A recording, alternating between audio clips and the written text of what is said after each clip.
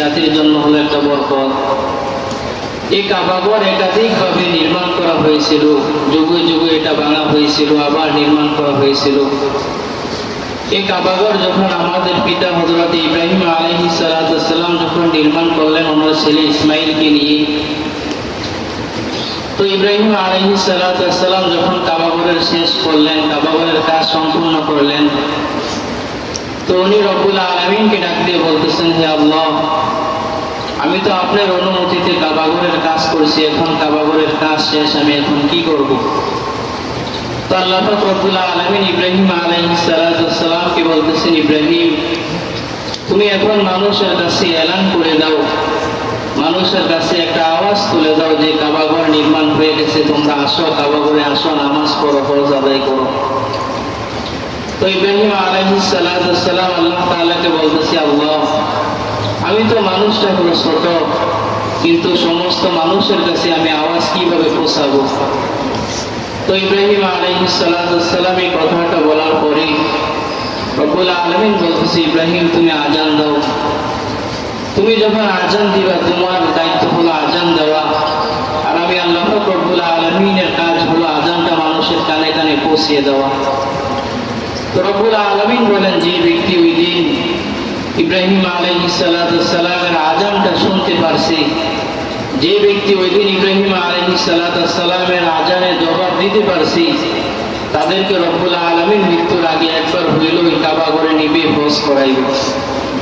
এই জন্য রব্বুল আলামিনের কাছে বেশি বেশি দোয়া করা, আল্লাহ, আপনি আমাদেরকে ওই কাবাঘর দেখার, হজ করার তৌফিক দান করেন। এখন প্রশ্ন হলো, হজ কার উপর ওয়াজিব, কার উপর ফরজ? হজ ফরজ হওয়ার জন্য নেশার পরিমাণ মাল হতে হবে, এবং হজ করার জন্য সামর্থ্যবান হতে হবে, সামর্থ্য থাকতে হবে। আমার সম্পদ আছে কিন্তু আমি অসুস্থ, আমি তাহলে হজ করতে পারবো না।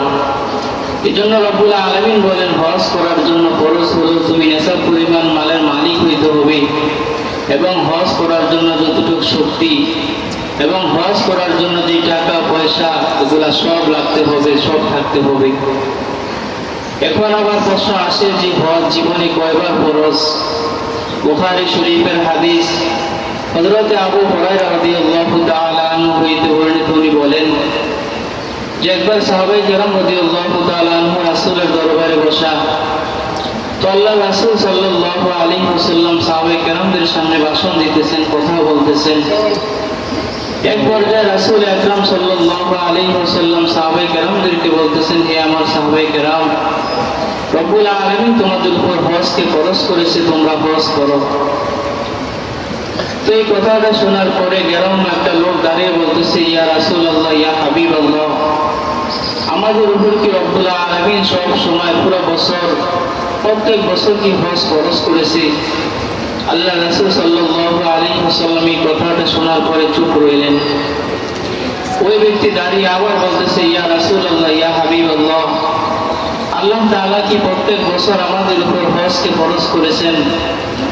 রাসূল আকরাম সাল্লাল্লাহু আলাইহি ওয়াসাল্লাম দ্বিতীয়বারের জন্য চুপ থাকলেন। ওই ব্যক্তি তৃতীয়বার দাঁড়িয়ে আবার বলতেছে, ইয়া রাসূলুল্লাহ, ইয়া হাবিবাল্লাহ, রব্বুল আলামিন কি প্রত্যেক বছর আমার আপনার উপরে কি হজ ফরজ করেছে? তো রাসূল আকরাম সাল্লাল্লাহু আলাইহি ওয়াসাল্লাম তৃতীয়বার জবাব দিতেছে, শোনো, তুমি যখন আমাকে প্রশ্ন করলে, আমি যদি বলতাম হ্যাঁ, আল্লাহ পাক রব্বুল আলামিন পুরো বছর সব সময় তোমাদের জন্য হজকে ফরজ করেছে, তাহলে আল্লাহ পাক রব্বুল আলামিন এই হজকে প্রত্যেক বছর ফরজ করে দিত। এই জন্য আমি রাসূল চুপ থাকলাম। আল্লাহ পাক রব্বুল আলামিন আমাকে জানিয়ে দিয়েছে যে প্রত্যেক বছর একবার হলো হজ ফরজ। কোনো মানুষ যদি জীবনে একবার হজ আদায় করে, আল্লাহ পাক রব্বুল আলামিন তার হজকে কবুল করে ফেলবেন, এবং তার উপর যে ফরজ কাজ ছিল এটা আদায় হয়ে যাবে। এই জন্য হজ করার জন্য রব্বুল আলামিনের কাছে বেশি বেশি দোয়া করতে হবে। হজ আমি আর আপনি এভাবে যদি বলতেই থাকি তাহলে করা কিন্তু হবে না। হজ করার জন্য দুইটা কাজ বেশি বেশি করতে হবে। এক নম্বর কাজ হলো রব্বুল আলামিনের কাছে দোয়া করতে হবে। দুই নম্বর কাজ হলো আমার আপনার নিয়তকে সহি শুদ্ধ করতে হবে। তো রব্বুল আলামিন বলেন, যে ব্যক্তি আমার কাছে দোয়া করবে আমি আল্লাহ পাক রব্বুল আলামিন তাকে হজ করার তৌফিক দিব এবং হজ করার জন্য যে আসবাবপত্র আছে আমি আল্লাহ পাক রব্বুল আলামিন তাকে ব্যবস্থা করে দেব। ইতিহাসের কিতাবের মধ্যে পাওয়া যায় যে সুন্দর একটা ওয়াকিয়া। ইমাম মালিক রহমাতুল্লাহ আলাইহি সবসময় মদিনায় থাকতেন। রাসূলের কবরের আশেপাশে ইমাম মালিক রহমাতুল্লাহ আলাইহি থাকতেন। তো ইমাম মালিক রহমাতুল্লাহ আলাইহি বলেন যে আমি কখনো মদিনা থেকে কোনো জায়গার মধ্যে যাই না, এই কারণে যে আমি যদি অন্য এলাকার মধ্যে চলে যাই আর আমার মৃত্যুটা যদি ওই অন্য এলাকার মধ্যে হয়, তাহলে তো ওই অন্য এলাকার মানুষ আমাকে ওখানেই দাফন করে দিবে, আমার দাফন তো মদিনায় হবে না।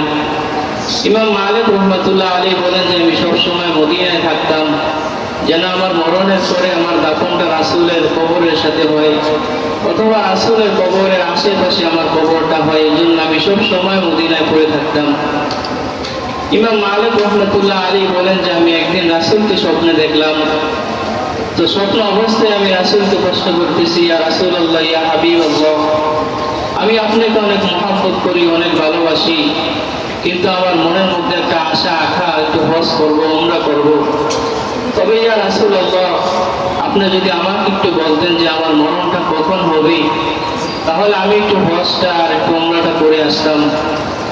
আল্লাহ রাসূল সাল্লাল্লাহু আলাইহি ওয়াসাল্লামের কথাটা শোনার পরে ইমাম মালিক রহমাতুল্লাহ আলাইহিকে 5টা আঙ্গুল দেখিয়ে আল্লাহ রাসূল চলে গেলেন।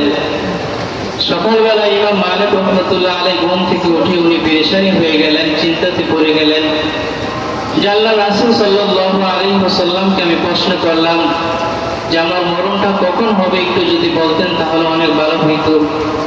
রাসূল আকরাম সাল্লাল্লাহু আলাইহি ওয়াসাল্লাম 5টা আঙ্গুল দেখিয়ে চলে গেল, এটার ব্যাখ্যা কি হবে? তো ইমাম মালিক রহমাতুল্লাহ আলাইহি ভাবতেছে হয়তো আমি আর হয়তো 5 দিন বাঁচবো, অথবা রাসূল যেহেতু 5 আঙ্গুল দেখাইছে আমি হয়তো আর 5 মাস বাঁচবো, অথবা রাসূল আকরাম সাল্লাল্লাহু আলাইহি ওয়াসাল্লাম যেহেতু 5 আঙ্গুল দেখাইছেন আমি হয়তো আর 5 বছর বাঁচবো।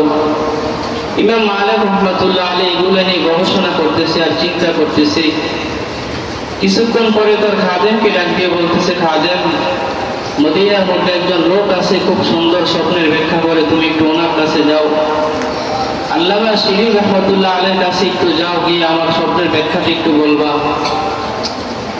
আল্লামা শিরীন রহমাতুল্লাহ আলাইহি যখন জিজ্ঞেস করবে স্বপ্নটা কে দেখছে, তুমি আমার নামটা কখনো বলবা না। ইমাম মালিক রহমাতুল্লাহ আলাইহির খাদেম যখন আল্লামা শিরীনের কাছে গেলেন, গিয়ে বলতেছে মদিনার মধ্যে একজন লোক এরকম একটা স্বপ্ন দেখছে, এটার ব্যাখ্যাটা একটু করে দেন। তো আল্লামা শিরীন রহমাতুল্লাহ আলাইহি বলতেছে যে ব্যক্তি স্বপ্নে দেখছে ওনার নাম বলা ব্যতীত আমি এই ব্যাখ্যা করতে পারবো না। তো ইমাম মালিক রহমাতুল্লাহ আলাইহি বলতেছে, ওনার খাদেম বলতেছে যে এটা তো দেখছে মদিনার মধ্যে বড় একজন আলেম ইমাম মালিক রহমাতুল্লাহ আলাইহি, এখন আপনি স্বপ্নের ব্যাখ্যাটা করেন। তো আল্লামা শিরীন রহমাতুল্লাহ আলাইহি বলতেছে যে ইমাম মালিক রহমাতুল্লাহ আলাইহিকে স্বপ্নের যুগে যে রাসূল 5 আঙ্গুল দেখাইছে এটার ব্যাখ্যা হলো যে 5টা জিনিসের ইলম শুধু রব্বুল আলামিনের কাছে আছে, আর দুনিয়ার কারো কাছে 5টা ইলমের জ্ঞান, 5টা ইলম সম্পর্কে আর দুনিয়ার কেউই জানে না। ওই স্বপ্নের ব্যাখ্যা হলো রাসূল যে 5 আঙ্গুল দেখাইছে, 1 নম্বর ব্যাখ্যা হলো যে কিয়ামত কখন হবে এটা দুনিয়ার কেউই জানে না, এটা শুধু রব্বুল আলামিন শুধু ভালো জানে। 2 নম্বর ব্যাখ্যা হলো কখন দুনিয়ার মধ্যে বৃষ্টি হবে, কোন জায়গার মধ্যে বৃষ্টি হবে, এটা শুধু রব্বুল আলামিনই ভালো জানে, আর দুনিয়ার কেউই জানে না। 3 নম্বর ব্যাখ্যা হলো মায়ের গর্ভের মধ্যে কি ছেলে আছে না মেয়ে আছে, এটার ইলম শুধু রব্বুল আলামিনের কাছে আছে, দুনিয়ার আর কারো কাছে এই ইলম নাই যে মায়ের গর্ভের মধ্যে কি ছেলে আছে না মেয়ে হবে। 4 নম্বর ব্যাখ্যা হলো আগামীকাল মানুষ কি খাবে, কি পান করবে, এই ইলমটা রব্বুল আলামিনের কাছে আছে, আর দুনিয়ার কারোর কাছে নাই। 5 নম্বর স্বপ্নের ব্যাখ্যা হলো যে মানুষ কবে মারা যাবে, কোথায় মারা যাবে, এটার ইলম শুধু রব্বুল আলামিনের কাছে আছে, দুনিয়ার কেউই জানে না। ইমাম মালিক রহমাতুল্লাহ আলাইহি যখন এই স্বপ্নের ব্যাখ্যাটা শুনলেন, উনি বলতেছে তাহলে আমি আর কোনোদিন মদিনা থেকে বাইর হব না, আমি আর জীবনে হজ ও উমরা করব না। ওনার মধ্যে রাসূলের এরকম প্রেম ছিল, রাসূলের এরকম ভালোবাসা ছিল যে রাসূলের কবর তো মদিনার মধ্যে, আমি যদি এখন মদিনা থেকে মক্কার মধ্যে হজ করার জন্য চলে যাই, আর রব্বুল আলামিন যদি আমাকে ওই জায়গার মধ্যে মৃত্যু দিয়ে দেয়, তাহলে তো মক্কার মানুষ আমাকে ওই মক্কার মধ্যে দাফন করে দেবে। আমার দাফন তো তাহলে মদিনায় আর হবে না, মদিনায় থাকবে না। এই জন্য ইমাম মালিক রহমাতুল্লাহ আলাইহি রাসূলের প্রেমে আশিক হয়ে উনি ওনার জীবনের মধ্যে হজ করে না, উমরা করে না। এই জন্য আমাদের মধ্যে হজ এবং উমরার আশা থাকতে হবে, আশা থাকতে হবে, এবং রব্বুল আলামিনের কাছে বেশি বেশি দোয়া করতে হবে যে আল্লাহ আমাদের সবাইকে আমাকে হজ করার, উমরা করার তৌফিক করে দেন, সুযোগ করে দেন। রব্বুল আলামিন বলেন, যে ব্যক্তি আমার কাছে দোয়া করবে, আমার কাছে যখন হজ নিয়ে ফিকির করবে, যদি উনি ছোট হয়, যদি উনি বড় হয়, আমি রব্বুল আলামিন তাকে একদিন না একদিন হজ করার, উমরা করার তৌফিক করে দেব, সুযোগ করে দেব। দুনিয়ার মধ্যে যদি তাকানো হয়, অনেক কোটিপতি আছে, উনি জীবনে হজও করতে পারে না। আবার যদি এরকম লোক তাকানো হয়, উনি সারাদিন রিক্সা চালায়, ওনাকে যদি জিজ্ঞেস করা হয়, ভাই আপনি হজ করেছেন কিনা, উনি বলতেছে একবার নয়, দুইবার নয়, 3 বার হজ করে ফেলছে। এই জন্য রব্বুল আলামিনের কাছে বেশি বেশি দোয়া করা, রব্বুল আলামিনের কাছে হজের জন্য তামান্না করা, রব্বুল আলামিনের কাছে কান্নাকাটি করা। যে ব্যক্তি হজের জন্য দোয়া করবে, তামান্না রাখবে, আশা রাখবে, রব্বুল আলামিন বলেন আমি ওই ব্যক্তিকে একদিন না একদিন হজ করার তৌফিক করেই দিব। হযরত আশরাফ আলী থানভী রাহমাতুল্লাহ আলাইহি ওনার কিতাবের মধ্যে বলেন যে বড় একজন আলেম হযরত আব্দুল্লাহ বিন মুবারক রাহমাতুল্লাহ আলাইহি, উনি বড় একজন আলেম ছিলেন, বড় একজন মুহাদ্দিস ছিলেন। উনি একবার হজ করার জন্য আশা করলেন, ইচ্ছা করলেন। হজে যাওয়ার জন্য যা যা আসবাবপত্র, টাকা পয়সা পত্র, উনি সব কিছু একত্র করে ফেলছেন। উনি যখন হজে যাওয়ার জন্য রওনা করবে, এরকম সময় আব্দুল্লাহ বিন মুবারক দেখতেছে ওনার একটা ছোট্ট ছেলে, 7 বছরের ছেলে কান্নাকাটি করতেছে। তো আব্দুল্লাহ বিন মুবারক রহমাতুল্লাহ আলাইহি তার ছেলেকে বলতেছে, বাবা তোমার কি হয়েছে বলো। ওনার ছেলে জবাব দিতেছে, বাবা ওই যে পাশের গ্রামের মধ্যে মানুষগুলা গোশত পাক করে খাইতেছে, আমি যখন ওদের গ্রামের মধ্যে গেলাম, ওদের কাছে গেলাম, আমি ওদের থেকে কিছু খানা চাইলাম, ওরা আমাকে তো দিলই না, বরং গাড় ধাক্কা দিয়ে বাহির করে দিয়েছে। এই জন্য আমি কান্নাকাটি করতেছি। তো আব্দুল্লাহ বিন মুবারক রহমাতুল্লাহ আলাইহি মনের মধ্যে একটা কষ্ট আসলো যে আমি এত বড় একজন আলেম, আমার কোনো টাকার অভাব নাই, টাকার পয়সার কোনো অভাব নাই, কিন্তু ওনার ওই ব্যক্তিরা আমার ছেলের সাথে এত খারাপ একটা ব্যবহার করলো, এটা তো আমার সহ্য হলো না। তো আব্দুল্লাহ বিন মুবারক রহমাতুল্লাহ আলাইহি এলাকার মধ্যে গেলেন এবং ওই মানুষদেরকে জিজ্ঞেস করতেছে, ভাই তোমরা কেন আমার ছেলেকে মারধর করছো, কেন গাড় ধাক্কা দিয়ে বাহির করে দিয়েছো, একটু বলো। তখন ওই গ্রামের লোকেরা বলতেছে, হে আব্দুল্লাহ বিন মুবারক, আপনি তো অনেক বড় একজন আলেম, আমাদের এই গ্রামের মধ্যে আমরা যারা যারা বাস করি, বসবাস করি, আমরা অনেকদিন যাবৎ না খেয়ে আসি। আমি যখন একটু জমিনের মধ্যে গেলাম, মাঠের মধ্যে গেলাম, তো আমি দেখতেছি একটা মরা গরু ওখানে শুয়ে আছে। আমি ওইটা থেকে কিছু গোশত জীবন বাঁচানোর জন্য বাড়িতে নিয়ে আসলাম, এবং আমাদের গ্রামের মধ্যে যতজন মানুষ ছিল ওদের সবাইকে আমি এখন দাওয়াত দিয়ে খাওয়াইতেছি জীবনটা বাঁচানোর জন্য। তো আমরা তো জানি আপনি অনেক বড় আলেম, আপনি কোনোদিন আরেকজনের হক খান না, আপনি কোনোদিন হারাম জিনিস পান করেন না, ভক্ষণ করেন না। এই জন্য আপনার ছেলে যখন আমাদের কাছে খানা চাইলো, গোশত চাইলো, আপনার ছেলেকে আমরা যতই মানা করি উনি এই মানা কোনো মানতেছে না। এই জন্য আমরা ওনাকে গাড় ধাক্কা দিয়ে বাড়ি থেকে বাহির করে দিয়েছি। তো আব্দুল্লাহ বিন মুবারক রহমাতুল্লাহ আলাইহি তখন অনেক চিন্তিত করলেন, অনেক কষ্ট পেলেন যে আমার এলাকার মধ্যে এরকম অভাব চলতেছে, অনটন চলতেছে, অথচ আমি আব্দুল্লাহ বিন মুবারক জানি না। আব্দুল্লাহ বিন মুবারক সঙ্গে সঙ্গে বাড়িতে গেলেন। বাড়িতে গিয়ে হজ করার জন্য যতগুলো টাকা ওনার থেকে ছিল উনি সঙ্গে সঙ্গে গ্রামের মধ্যে এসে সবার মাঝে বন্টন করে দিলেন, দান করে দিলেন। তো একদিন, 2 দিন যাওয়ার পরে, 45 দিন যাওয়ার পরে আব্দুল্লাহ বিন মুবারক রহমাতুল্লাহ আলাইহি বলতেছে যে আমার বন্ধু যখন হজ থেকে আসলো, আমার বন্ধু আমাকে জিজ্ঞেস করতেছে, হে আব্দুল্লাহ বিন মুবারক তুমি হজ থেকে কবে আসলা?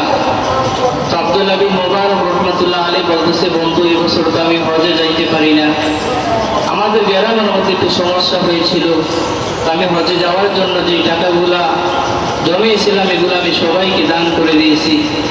ওনার বন্ধু বলতেছে, হে আব্দুল্লাহ বিন মুবারক আমি যখন কাবা শরীফ তাওয়াফ করতেছিলাম আমি তো দেখতেছি তুমি আমার সামনে কাবা শরীফ তাওয়াফ করতেছো।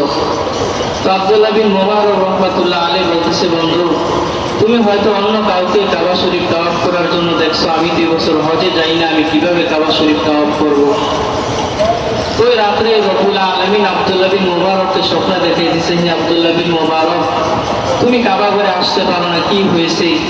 তুমি তোমার গ্রামের মধ্যে মানুষদেরকে হজের টাকা যেভাবে তুমি দান করে দিলা, অভাব মানুষের মুখে তুমি হাসি ফুটাইলা, এই জন্য আমি রব্বুল আলামিন ফেরেশতাদের মাধ্যমে তোমার হজকে আদায় করে ফেলছি। এবং এই বছর মক্কার মধ্যে যতজন মানুষ হজ করেছে, উমরা করেছে, আমি রব্বুল আলামিন তোমার দানের উসিলায় সবার হজকে কবুল করে ফেলছি। এই জন্য রব্বুল আলামিনকে রাজি খুশি করার জন্য হজ করা, রব্বুল আলামিনকে রাজি খুশি করার জন্য দান করা। আমার আপনার অন্তরের মধ্যে যখন রব্বুল আলামিনের ভয় থাকবে, রব্বুল আলামিনের চিন্তা থাকবে, আল্লাহ পাক রব্বুল আলামিন বলেন আমি সব কিছু তোমাদের জন্য সহজ করে দেব। আমি আল্লাহ পাক রব্বুল আলামিন তোমাদেরকে টাকা পয়সার ব্যবস্থা করে দেব, তোমরা আমার ঘরে আসবা, হজ করবে, উমরা করবে। এজন্য আমার আপনার মধ্যে তো হজের তামান্না নাই, হজের চিন্তা নাই, উমরা করার আশা নাই। রব্বুল আলামিন বলেন যে উম্মতে মুহাম্মাদি এবং আদম থেকে শুরু করে অন্যান্য উম্মতের মধ্যে কোনো আমলের এরকম ভাবে আশা আকাঙ্ক্ষাই নেই, অথচ আমি যে মাখলুক বানাইছি এরকম ভাবে গরু, ছাগল, পিঁপড়া ইত্যাদি, ওগুলোর মধ্যে আমি রব্বুল আলামিনের ভয় আছে, ওগুলোর মধ্যে আমি রব্বুল আলামিনের টান আছে, মহব্বত আছে, ওগুলা বেশি বেশি আমি রব্বুল আলামিনের মহব্বত করে ভালোবাসি। কিতাবের মধ্যে ছোট্ট একটা ওকে এনেছে, ঘটনা আনা হয়েছে যে হযরত আশরাফ আলী থানভী রাহমাতুল্লাহ আলাইহি বলেন যে মানুষ তো হজ করতে চায় না, উমরা করতে চায় না, যখন হজের মৌসুম চলে আসে, উমরার মৌসুম চলে আসে, তখন এরকম মাখলুকরা, পিঁপড়া, এরকম ভাবে গরু, ছাগল ইত্যাদি ওরা রব্বুল আলামিনের কাছে দোয়া করতে থাকে, হে আল্লাহ আপনি যে উম্মত বানাইছেন ইবাদত করার জন্য, আমরা তো দেখি ওদের মন, ওদের এরকম চিন্তা ইবাদতের দিকে নাই, কিন্তু আপনি আমাদেরকে ইবাদত করার তৌফিক দান করেন না, তারপর আপনার প্রশংসা করি, ইবাদত করি। কিতাবের মধ্যে একটা ঘটনা আনা হয়েছে যে একটা পিঁপড়া যখন হজের মৌসুম আসলো, উনি রব্বুল আলামিনের কাছে কান্নাকাটি করতেছে, আল্লাহ হজের মৌসুম তো চলে এসেছে, আপনার অনেক উম্মত এখন হজ করবে, উমরা করবে, আমি তো পিঁপড়া মানুষ, আমি তো হজ করতে পারবো না, উমরা করতে পারবো না, তবে আপনার ঘরটা আমি একটু দেখতে চাই, আল্লাহ আপনি আমার দোয়াটা কবুল করেন, আমাকে একটু কাবা শরীফে পৌঁছিয়ে দেন। এই পিঁপড়া রব্বুল আলামিনের কাছে যখন কান্নাকাটি করা শুরু করে দিল, দোয়া করা শুরু করে দিল, রব্বুল আলামিন বলেন আমি জিবরাইল আলাইহিস সালাতু সালামকে বলতেছি, জিবরাইল তুমি তাড়াতাড়ি পিঁপড়ার কাছে যাও, আর মক্কা থেকে একটা কবুতর নিয়ে পিঁপড়ার কাছে চলে যাও, পিঁপড়াকে বলবা যে কবুতরের পা বেয়ে বেয়ে যেন কবুতরের পাখার নিচে গিয়ে বসে থাকে, আর কবুতরকে বলবা যেন পিঁপড়াকে মক্কার মধ্যে পৌঁছিয়ে দেয়। জিবরাইল আলাইহিস সালাতু সালাম যখন আল্লাহ তাআলার এই কথাটা শুনলেন, এলানটা শুনলেন, জিবরাইল আলাইহিস সালাতু সালাম আসার সময় মক্কা থেকে একটা কবুতর এনে ওই পিঁপড়াকে বলতেছেন, হে পিঁপড়া তুমি এই কবুতরের পা বেয়ে বেয়ে কবুতরের পাখনার নিচে গিয়ে বসে থাকো, আল্লাহ তাআলা তোমার দোয়াকে কবুল করে ফেলেছেন, এই কবুতর তোমাকে মক্কায় নিয়ে পৌঁছিয়ে দিবে, তুমি হজ করতে পারবা। তো পিঁপড়া যখন মক্কার মধ্যে উপস্থিত হলো, মক্কার মধ্যে প্রবেশ করলো, তখন পিঁপড়া রব্বুল আলামিনের কাছে দোয়া করতেছে, হে আল্লাহ আমি সামান্য একটা পিঁপড়া হয়ে আপনার কাছে দোয়া করলাম, আপনি আমার দোয়াকে কবুল করে ফেলেছেন, এর জন্য আপনার কাছে হাজারো শুকরিয়া। এই কথাগুলো এটাই আমার বোঝানো মাকসাদ যে রব্বুল আলামিনের কথা যদি একটা পিঁপড়ার কথা যদি রব্বুল আলামিন যদি শুনতে পারে, তাহলে তো আমরা তো উম্মতে মুহাম্মাদি, আমাদের সম্মান তো রব্বুল আলামিনের কাছে অনেক বেশি, অনেক বেশি। তো আমরা যদি হাঁটতে বইতে সব সময় যদি রব্বুল আলামিনের কাছে দোয়া করি, হজের তামান্না করি, আশা করি, তাহলে হয়তো আমাদের মন রব্বুল আলামিন ওই হজ করার জন্য, উমরা করার জন্য আমাদেরকে তৌফিক করে দিবে, এবং যা যা আসবাবপত্র দরকার রব্বুল আলামিন সব কিছুর ব্যবস্থা করে দিবে। শুধু হজের জন্য শুধু আশা থাকতে হবে, আকাঙ্ক্ষা থাকতে হবে, আর রব্বুল আলামিনের কাছে দোয়া করতে হবে, কান্নাকাটি করতে হবে। এরকম নয় যে হজের জন্য টাকার প্রয়োজন, এরকম নয় যে হজের জন্য বাড়িঘর প্রয়োজন। রব্বুল আলামিন বলেন যে হজের জন্য শুধু একটু দোয়া প্রয়োজন আর আশা আকাঙ্ক্ষার প্রয়োজন। তোমার নিয়তটাকে সহিশুদ্ধ করো, আর আমি রব্বুল আলামিনের নিকট বেশি বেশি দোয়া করো। আমি আল্লাহ পাক রব্বুল আলামিন তোমাকে হজ করার তৌফিক দিয়ে দিব। ইতিহাসের কিতাবের মধ্যে পাওয়া যায় যে এক এলাকার মধ্যে একজন লোক আর ওনার বিবি হজ করার জন্য ইচ্ছা করলেন। ওনারা যখন দুজন পাসপোর্ট করে ফেললেন, হজের যা আসবাবপত্র সব কিছু কিনে, যখন হজের আর 2 দিন বাকি আছে, ওরা সব কিছু কিনে ফেলছে। তো হজে যাওয়ার 2-3 দিন আগে ওনার বিবি এরকম অসুস্থ হয়ে গেছে, এরকম অসুস্থ হয়ে গেছে, উনি এখন পেরেশান হয়ে গেছে যে হজে যাওয়ার জন্য যা যা দরকার আমি পাসপোর্ট করে ফেলছি, আসবাবপত্র সব কিছু কিনে ফেলছি, এখন আমি কি করব? এদিক দিয়ে আবার ওই ব্যক্তির বাড়ির মধ্যে একটা কাজের বুয়া কাজ করত। ওই ব্যক্তি একদিন ইহরামের কাপড় এনে ওই কাজের বুয়াকে বলতেছেন, হে বুয়া, আমরা তো 2 দিন পরে হয়তো রব্বুল আলামিনের করে হাজিরা দিতে যাব, হজ করতে যাব, তুমি একটু আমাদের ইহরামের কাপড়গুলো একটু ধুয়ে সুন্দর করে রোদ্রতে দিয়ে ইস্তারি করে আমার রুমে রেখে দিয়ে আইসো। তো বুয়া যখন ওনার ইহরামের কাপড়গুলো ধুইতেছে, উনি ধুইতেছে আর রব্বুল আলামিনের কাছে কান্নাকাটি করতেছে, হে আল্লাহ, আপনি আমার মালিককে টাকা পয়সার মালিক বানাইছেন, ওনাকে আপনি ধন দৌলত দিলেন, কিন্তু উনি হজ করতে যাইতেছি, আর আমাকে তো আপনি গরিব বানাইছেন, এই জন্য আমি এখন ইহরামের কাপড় ধুইতেছি, কিন্তু আমার হজ করার সুযোগ হয় না, তৌফিক হয় না। তো রব্বুল আলামিনের কাছে যখন কান্না করতেছে আর উনি ইহরামের কাপড় ধুইতেছে, ইহরামের কাপড়ের মধ্যে যখন ওনার চোখের পানি পড়লো, রব্বুল আলামিন উপর থেকে আওয়াজ যেন ওনার কানে পৌঁছে দিল যে আমি তোমাকে এই বছর হজ করার তৌফিক দিয়ে দেব, সুযোগ করে দেব। ওই যখন ইহরামের কাপড় সুন্দর করে ধুই রোদ্রের মধ্যে শুকিয়ে ওনার মালিকের ঘরে নিয়ে পৌঁছে দিল, এদিক দিয়ে ওই ব্যক্তির বিবি এরকম অসুস্থ হয়ে গেল। ডাক্তারের কাছেও যখন ওনাকে নেওয়া হলো, ডাক্তার ওনাকে বলতেছে, আপনার বিবি তো এরকম অসুস্থ, আপনার বিবি তো এই বছর হজ করতে পারবে না। তখন উনি ডাক্তারকে বলতেছেন, না, যেই করে হোক, আমি যেহেতু পাসপোর্টও করে ফেলছি, হজে যাওয়ার জন্য যা যা আসবাবপত্র সব কিছু কিনেই ফেলছি, যেভাবেই হোক আমার বিবিকে আপনি হজে যাওয়ার সুযোগ করে দেন। তখন ডাক্তার বলতেছে, ঠিক আছে, আমি সুযোগ করে দিতে পারি, আপনার বিবিকে আপনি হজ করাইতে পারবেন, তবে একটা ফুল চেয়ারে করে বসে বসে আপনি হজ করাইতে হবে, আর আপনার বিবির ওই যে ফুল চেয়ারটা যে পিছন দিয়ে ঠেলবে এরকম একটা লোকও নিতে হবে। তখন ওই লোক এখন বাড়িতে এসে পেরেশান হয়ে গেছে যে আমি দরকারে আমার বিবির খেদমতের জন্য আরেকজন মানুষ নিব, তবে ওই মানুষটা আমি এখন আর আছে 2-3 দিন, এখন কোথায় পাবো? ওই ব্যক্তি যখন পেরেশান করতেছেন, ওনার বাড়ির কাছের বুয়া এসে বলতেছে, মালিক আপনার কি হয়েছে বলেন। তখন ওই মালিক বলতেছে, দেখো, আর হজের মাত্র 2-3 দিন বাকি আছে, আমার সব কিছু হয়ে গেছে, পাসপোর্ট হয়ে গেছে, 2-3 দিন পর আমি হজের উদ্দেশ্যে রওনা করবো, এখন আমার বিবি এরকম অসুস্থ হয়ে গেছে। ডাক্তার বলতেছে যে চেহারে করে ওনারে হজ করাইতে হবে, তো চেহারটা যে একজন ধরবে আমার বিবিকে হজ করাবে এরকম একজন লোক আমি পাইতেছি না। তখন এই কাজের বউ বলতেছে, মালিক আপনি যদি কিছু না মনে করেন, তাহলে আপনার বিবির চেয়ার ঠেলানোর জন্য আমাকে আপনি নিয়ে যান। মালিক তখন খুশি হয়ে তাড়াতাড়ি ওনার পাসপোর্ট করলেন, হজে যাওয়ার জন্য ওনার ইহরামের কাপড়ের ব্যবস্থা করলেন। সব কিছু ব্যবস্থা করার পরেই ওনারা 3 জন হজ করার জন্য চলে গেলেন মক্কায়। মক্কার সমস্ত কাজ শেষ করে সবাই যখন বাড়িতে আসলেন, তখন ওই কাজের বুয়া রব্বুল আলামিনের কাছে বলতেছে, আল্লাহ, আমি যে বছর হজে যাব আমার কোনো কল্পনা ছিল না, আমি শুধু ইহরামের কাপড় ধোয়ার সময় শুধু আপনার কাছে দোয়া করেছিলাম যে গরিব হয়েছি কিন্তু হজ করার সুযোগ হয় না, তৌফিক হয় না, আপনার কাছে দোয়ার বিনিময়ে আপনি আমাকে হজ করাইলেন এবং উমরা করাইলেন, আবার আমাদের এলাকার মধ্যে জমিনের মধ্যে আজকে আমাদেরকে পৌঁছেও দিলেন। তো উনি রব্বুল আলামিনের কাছে প্রশংসা করলেন, খুশি হইলেন, আর উনি বলা শুরু করলো যে রব্বুল আলামিনের কাছে কোনো কিছুর অভাব নাই, শুধু রব্বুল আলামিনের কাছে দোয়া করতে দেরি আছে, রব্বুল আলামিন মানুষের দোয়াকে কবুল করতে দেরি করেন নাই।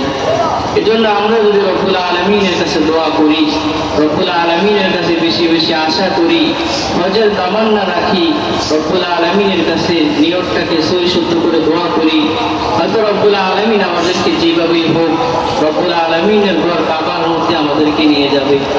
এজন্য আমার আপনার মধ্যে হজের তামান্না থাকতে হবে, হজের আশা থাকতে হবে, রব্বুল আলামিনের ঘরের মায়া আমার আপনার মধ্যে থাকতে হবে। রাসূল আকরাম সাল্লাল্লাহু আলাইহি ওয়াসাল্লামের আওলাদের মধ্যে একজন আওলাদ আছে, সৈয়দ আহমদ কবির রেফাই রহমতুল্লাহ আলাইহি। উনি ওনার গ্রামে থাকতেন, আর উনি মদিনায় যাওয়ার জন্য, মক্কায় যাওয়ার জন্য আশা আকাঙ্ক্ষা রাখতেন, উনি হজ করার জন্য আশা রাখতেন। কিন্তু ওনার ঘরের মধ্যে একটা মুরব্বী মা ছিল, ওনার মার খেদমত করার জন্য কেউই ছিল না।